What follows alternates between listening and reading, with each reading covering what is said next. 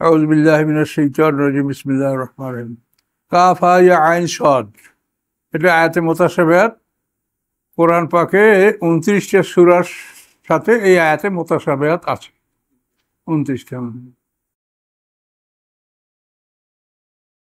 যিকরু রহমাতে রব্বিকা, বর্ণনা রবের রহমতের, আপনার রবের রহমতের বর্ণনা। সেই রহমতের বর্ণনাটা কি?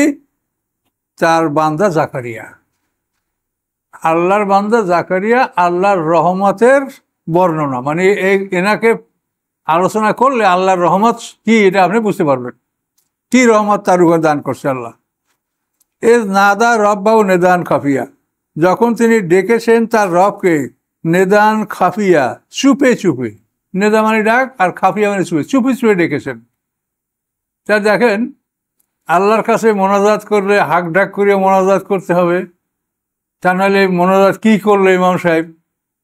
হ্যাঁ, আমরা কিছু শুনতেই পাইলাম না, কি দোয়া করলেন আপনি? আমাকে এবার প্রশ্ন করা হয়েছে, দোয়া করতে বলা হয়েছে, দোয়া করেছি আমি, আমরা কিছুই শুনলাম না, কি দোয়া করলেন আপনি? এখন দোয়া করতে হলে আপনাদেরকে শুনাইতে হবে, সুর করতে হবে, টান দিতে হবে, তখন বলবেন যে না হুজুর এবার দোয়া করছে। কেমন কি যে মানুষের অবস্থা! আমাকে আপনাদের মাদ্রাসা মসজিদে একদিন আমাকে এই প্রশ্ন করা হয়েছে। এক লোক তার মানে একেবারে স্পষ্ট বললে তো গিবাদে চলে যাবে, এটা এভাবে বলা হয়েছে, আপনি কিরম দোয়া করলে? আমরা খ্রিস্টান পাইলাম না, তো দোয়া পাইলে আপনাকে টের পাইতে হবে। আপনি দোয়া করবেন চুপে চুপে, এবং চুপে চুপে দোয়া আল্লাহর কাছে পছন্দনীয়। এই জন্য নেতা বলছেন নেদান খাফিয়া, সে চুপে চুপে ডেকেছেন। আপনি হাক ডাক মারে জোরে বলেন, আল্লাহ তো বন্ধ করেন না। আপনি কি বলার আল্লাহর কাছে চুপে চুপে বলেন, মনে মনে বলেন। আপনি নিজ কানে শুনতে পান, এতটুক আওয়াজ করে বলেন। কি বললেন? কলা পয়গম্বর জাকির ইসলাম বললেন, রব্বে, হে আমার রব, ইন্নি হনাল আজম মেননি, নিশ্চয়ই ঢিলা হয়ে গেছে আমার হাড্ডি। এই বয়স হয়ে গেলে হাড্ডির জোড়াগুলো ঢিলা হয়ে যায়। এই যুবকদের হাড্ডির জোড়াগুলো যেরকম টাইট থাকে, আমাদের এগুলা ঢিলা হয়ে গেছে। তা উনি বলছেন, রব্বে ইন্নি ওহানাল আজম মিন্নি, হে আমার রব, নিশ্চয়ই দুর্বল হয়ে পড়েছে, ঢিলা হয়ে গেছে হাড্ডিগুলি আমার। ওয়াস্তালার রাসু সাইবা, এবং ছড়িয়ে পড়েছে আমার মাথায় বার্ধক্য। মাথায় বার্ধক্য ছড়িয়ে পড়েছে, চুল সাদা হয়ে গেছে। অলামাকুম বেয়াদ দোয়ায়কা রব্বি সাকিয়া, তারপরও লাম আকুন, আমি হই না, বে দোয়ায়কা, আপনার কাছে প্রার্থনা করতে, রব, হে আমার রব, সাকিয়া, আমি দুর্ভাগ্যবান, বা আমি আপনার সাথে দোয়া, আপনার নিকট দোয়া করে আমি হতভাগ্য হব না, আমি সৌভাগ্যবান হব, এটি আমার মনের আশা। এটা জাকির ইসলাম আল্লাহকে বললেন। ওয়াইনি খেপতুল মাওয়ালিয়া, নিশ্চয়ই আমি ভয় করছি উত্তরাধিকারীদেরকে। ওনার তো সন্তান নাই, মেয়ে মরাই, আমার পিছনে উত্তরাধিকারী যারা হবে আমি তাদেরকে ভয় করছি। তাদের মধ্যে ইমানের ত্রুটি আছে, দুর্বলতা আছে। এই জন্য ইন্নি খেপতুল মাওয়ালিয়া মেন ওরাই, নিশ্চয়ই আমি ভয় করছি উত্তরাধিকারীদেরকে, মেন ওরাই, আমার পিছনে। আমার নিজের সন্তান নেই, আমার ভাইয়ের বা আমার আত্মীয়দের সন্তান আছে, আমি ভয় করছি তাদেরকে। ওয়াকানাত এমরাতি আকরা, এবং হয় আমার স্ত্রী বন্ধা। ফাহাবলি, দান করুন আপনি আমাকে, মেল্লা দুনকা, আপনার পক্ষ থেকে, অলিয়া, উত্তরাধিকারী। আমার উত্তরাধিকারী যারা আছে, ভ্রাতুষ্পুত্র ইত্যাদি, তাদের প্রতি আমার ভয় হচ্ছে, তারা শরীয়তের বিধান ঠিকমতো হয়তো পালন করবে না। কাজেই আমার স্ত্রী বন্ধা, আপনি আমার জন্য দান করেন উত্তরাধিকারী। এটা জাকির ইসলাম দোয়া করলেন। ইয়ারিসুনি, সে আমার ওয়ারিস হবে। আমাকে উত্তরাধিকারী দান করেন, সে ইয়ারিসুনি, সে আমার ওয়ারিস হবে। ওয়ারিসু মিন আল ইয়াকুব, এবং ইয়াকুব পরিবারের পক্ষ থেকেও সে ওয়ারিস হবে। মানে ইয়াকুব আলাইহিস সালাম থেকে ঈসা আলাইহিস সালাম পর্যন্ত সমস্ত পয়গম্বর বনি ইসরাইল। ওখানে আমাদের কেউ নাই, আমাদের তো ইসমাইল আসলাম থেকে আমরা এদিকে কিয়ামত পর্যন্ত আমাদের এই বংশ। ইয়ারিসুনি যে ওয়ারিস হবে আমার, ও ইয়ারসুমিন আলী ইয়াকুব, এবং ওয়ারিস হবে ইয়াকুব পরিবারের। ওয়াজালহু রব্বি রাদিয়া, এবং করেন আপনি তাকে সন্তোষ ভাজন, মানে তার প্রতি আপনি সন্তুষ্ট, এরকম সুন্দর তাকে আপনি সৃষ্টি করেন, আমাকে দান করেন। এই দোয়া উনি করার পরে আল্লাহর পক্ষ থেকে কি খবর পাইলেন? ইয়া জাকারিয়া, হে জাকারিয়া, ইন্না নুবাশিরুকা বে গোলামেন, নিশ্চয়ই আমি সুসংবাদ দিচ্ছি তোমাকে একটি পুত্র সন্তানের, ইসমুহু ইয়াহিয়া, যার নাম হবে ইয়াহিয়া। নামও বলে দিচ্ছেন আল্লাহ, পুত্র সন্তান হবে, তার নাম হবে ইয়াহিয়া। লাম নাজআল লাহু মিন ক্বাবলু সামিয়া, আমি করি নাই তার পূর্বে এই ধরনের নাম, এই নাম, আমি তার পূর্বে এই নাম আরো কারো রাখিনি। আল্লাহ বলেন এই ইয়াহিয়া নামটা আমি, এই ইয়াহিয়ার আগে আমি কারো এই নাম রাখিনি। লাম নাজআল লাহু মিন ক্বাবলু, আমি করি নাই তার এই নামকে তার পূর্বে। ইসমুন মানে নাম, তার থেকে সামিয়া, আমি এই নাম ইতিপূর্বে, ওই যে গোলামের ইসমুহু পিছনে আছে, ইসমুন, ওই ইসমুন আর সামিয়া একই ধাতু, একই শব্দমূল। ইতিপূর্বে আমি এই নাম কাউকে দান করি না, এই নাম কারো আমি রাখিনি। তো একথা আল্লাহ জানানোর পরে এখন উনি অস্থির হয়ে গেছে জাকারিয়া। তিনি বললেন কি, কলা রব্বে, হে আমার রব, আন্না ইয়াকুনিলি গোলামুন, কিভাবে আমার পুত্র সন্তান হবে? ওয়াকানাত ইমরাতি আকেরা, এবং আমার স্ত্রী হয় বন্ধা।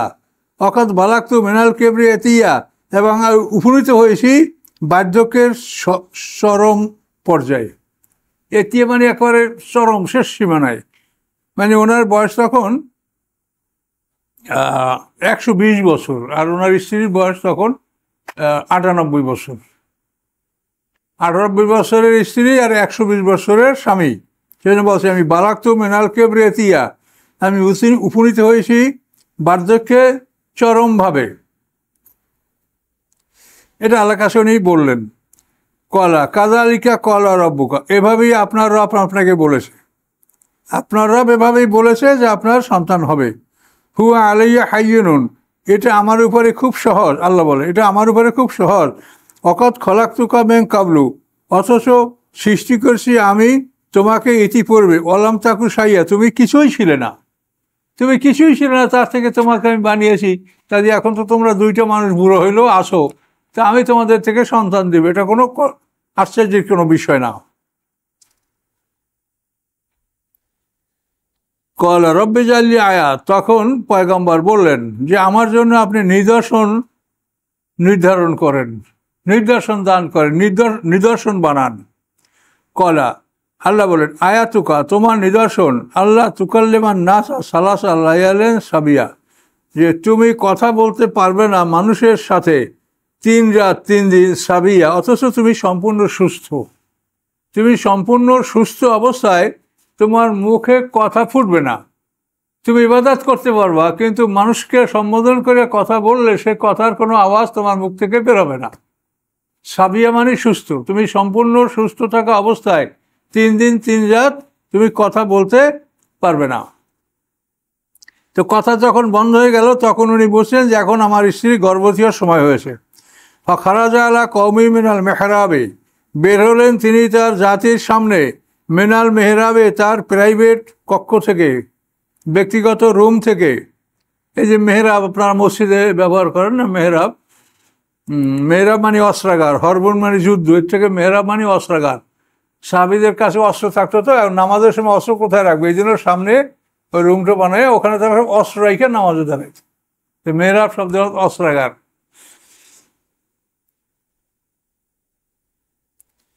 খারাজা আলা কওমি মিনাল মেহরাবে, তিনি বের হলেন তার জাতির সামনে, মেহরাব হতে মানে তার প্রাইভেট কামরা হতে।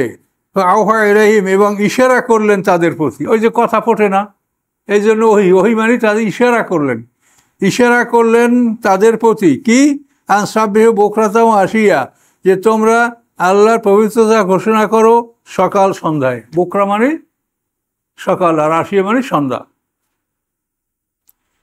হুম। আচ্ছা, এখন তো না সুসংবাদ দিয়ে দেন। এই সুসংবাদই তার স্ত্রী,